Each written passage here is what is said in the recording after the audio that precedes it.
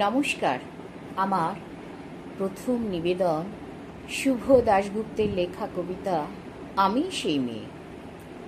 আমি সেই মেয়ে, বাসে ট্রেনে ট্রামে রাস্তায় আপনারা যাকে রোজ দেখেন, যার শাড়ি, কপালের টিপ, কানের দুল আর পায়ের গোড়ালি আপনি রোজ দেখেন, আর আরো অনেক কিছু দেখতে পাবার স্বপ্ন দেখেন। স্বপ্নে যাকে ইচ্ছে মতন দেখেন, আমি সেই মেয়ে। বিহারের প্রত্যন্ত গ্রামে দিনের আলোয় যার ছায়া মারানো আপনার ধর্মে নিষিদ্ধ, আর রাতের গভীরে যাকে বস্তি থেকে তুলে আনতে পাইক বরকন্দাজ পাঠান আপনি, আর সুসজ্জিত বিছানায় যার জন্যে অপেক্ষায় অধীর হয় আপনার রাজকীয় লামপট্ট, আমি সেই মেয়ে। আসামের চা বাগানের ঝুপড়িকামিন বস্তি থেকে যাকে আপনি নিয়ে যেতে চান সাহেবী বাংলোয় মধ্যরাতে, ফায়ার প্লেসের ঝলসে ওঠা আলোয় মোদির চোখে দেখতে চান যার অনাবৃত শরীর। রাজস্থানের শুকনো উঠোন থেকে পিপাসার জল আনতে যাকে আপনি পাঠিয়ে দেন 10 মাইল দূরে সরকারি ইদারায়, আর 20 মাইল হেঁটে ক্লান্ত বিধ্বস্ত যে রমণী ঘোড়া কাকে ঘরে ফিরলেই আপনি বসিয়ে দেন চুলার আগুনের সামনে আপনার রুটি বানাতে, আমি সেই মেয়ে।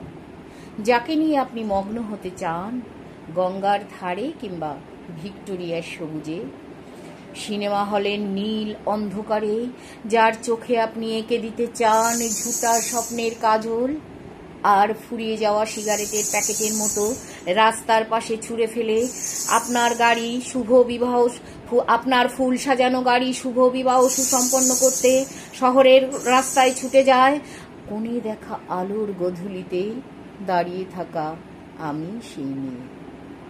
এমনকি দেবতারাও যাকে ক্ষমা করেন না, অহংকার আর শক্তির দম্ভে যার গর্ভে রেখে যান কুমারীর অপমান, নদীর জলে কুন্তি হয়ে বিসর্জন দিতে হয় কর্ণকে আত্মযোগে।